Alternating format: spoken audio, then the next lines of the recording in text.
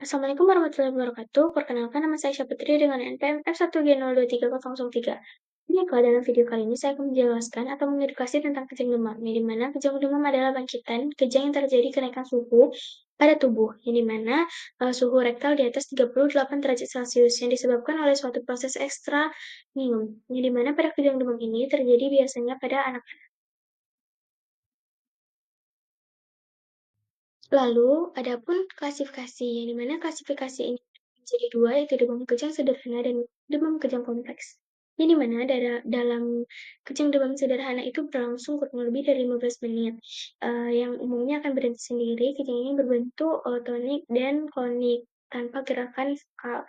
Lalu kejang demam ini tidak akan berulang dalam waktu 24 jam. Kejang demam sederhana ini merupakan 80% di antara seluruh kejang demam. Lalu yang kedua ada kejang demam kompleks, yang dimana pada kejang demam kompleks adalah salah satu yang memiliki beberapa ciri-ciri. Yang pertama, kejang demam atau kejang lama ini lebih dari 15 menit, lalu kejang vokal atau parsial satu sisi, lalu berulang atau lebih dari 1 kali 24 jam. Kejang lama ini biasanya berlangsung 15 menit atau berulang lebih, lalu dia ini adalah 8% dari kejang demam. Lalu kejang lama adalah kejang yang berlangsung lebih dari 15 menit atau yang berulang lebih dari 2 kali. Di antara bangkitan kejang demam, eee, kejang lama yang terjadi 8% pada kejang demamnya, seperti saya jelaskan pada slide sebelumnya. Lalu ada kejang vokal adalah kejang parsial satu sisi, yang dimana atau kejang umum yang didahului dengan kejang parsial. Lalu yang ketiga itu kejang, berulang adalah kejang 2 kali atau lebih dari 1 hari. Ini di antara 2 bangkitan kejang anak sadar. Kejang berulang terjadi pada 16% di antara anak yang mengalami, penyakit kejang demam.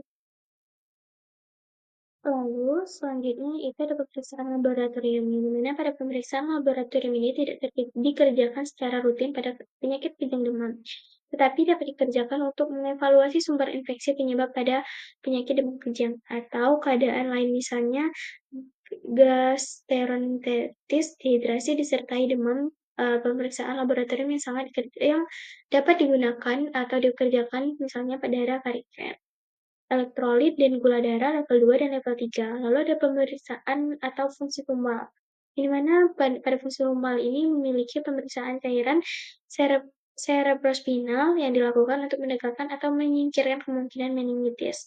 Resiko terjadinya meningitis adalah 0,67% hingga 6-77% pada bayi kecil. Seringkali sulit untuk menegakkan atau menyingkirkan diagnosis meningitis karena manifestasi klinisnya tidak jelas. Oleh karena itu, fungsi lumal dianjurkan pada beberapa contoh itu satu, bayi kurang dari 12 bulan sangat dianjurkan dilakukan. Lalu bayi di antara 12 hingga 18 bulan dianjurkan dan bayi di atas 18 bulan tidak rutin. Bila yakin bukan meningitis, secara klinis tidak perlu dilakukan dengan fungsi lumbar. Lalu ada pun elektrolysis flowgraph, di mana pemeriksaan ini tidak dapat memprediksi berulang kejang demam atau menyingkirkan kemungkinan kejadian epilepsi pada pasien kejang demam. Oleh karena itu, direkomendasikan pemeriksaan ini masih dapat dilakukan pada kejang demam yang tidak khas, misalnya pada kejang demam yang kompleks pada anak. Lalu ada prognosis, yang dimana kemungkinan mengalami kecacatan atau kelainan neurologis, kejadian kecacatan sebagai komplikasi kejang demam yang tidak pernah dilakukan. Lalu ada pun kemungkinan yang dimana dapat berulangnya kejang demam yang memiliki beberapa faktor resikonya, yaitu pertama riwayat kejang demam dari keluarga, usia kurang dari 12 bulan, lalu temperatur yang rendah saat kejang.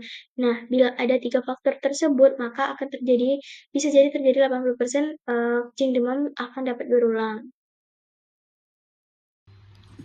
Lalu selanjutnya adalah tata laksana, yang mana penata laksanaan kejang demam berlangsung singkat pada waktu pasien datang kejang yang sudah berhenti. Apabila pasien datang dalam keadaan kejang belum berhenti, obat yang paling cepat untuk menghentikan kejang adalah diazepam yang diberikan secara intravena.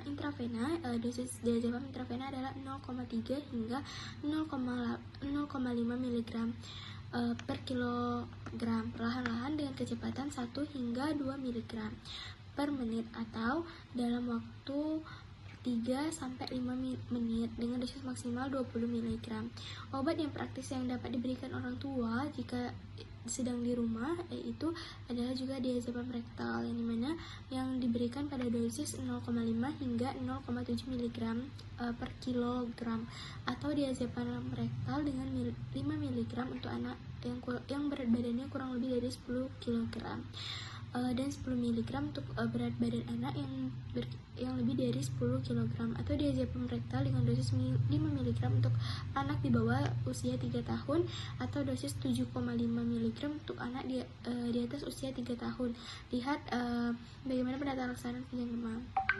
Lalu bila setelah pemberian diazepam rektal kejang belum berhenti, maka dapat diulangi lagi dengan cara dosis yang sama pada interval waktu 5 menit. Bila setelah 2 kali pemberian diazepam rektal masih tetap kejang, dianjurkan untuk datang ke rumah sakit, yang dimana di rumah sakit dapat diberikan diazepam intravena dengan dosis 0,3 hingga 0,5 mg. Bila kejang tetap belum berhenti, sebaiknya diberikan pada obat phenytoin secara intravena dengan dosis awal 10 hingga 20 mg per kilogram kali dengan kecepatan 1 mg kilogram per menit atau kurang dari 50 menit. Bila kejang berhenti, dosis selanjutnya adalah 4-8 mg per kilogram per hari dimulai 12 jam setelah dosis awal. Ini mana bila dengan phenytoin kejang demam belum dapat berhenti, maka pasien harus dirawat intensif bila kejang telah berhenti. Pemberian obat selanjutnya tergantung dari jenis kejang demam, apakah kejang demam sederhana ataupun kompleks dan faktor resikonya.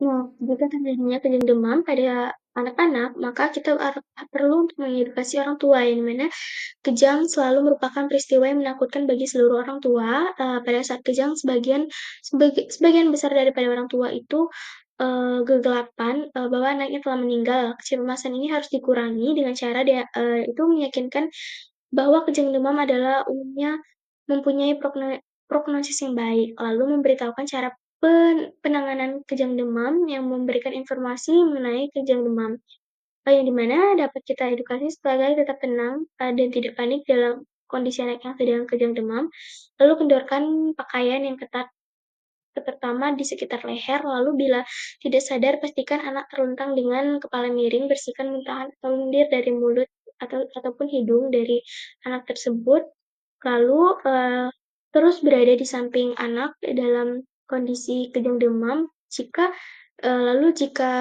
kejang demam tersebut sudah melebihi batas waktu, misalnya melebihi dari 15 menit, langsung bawa ke dokter.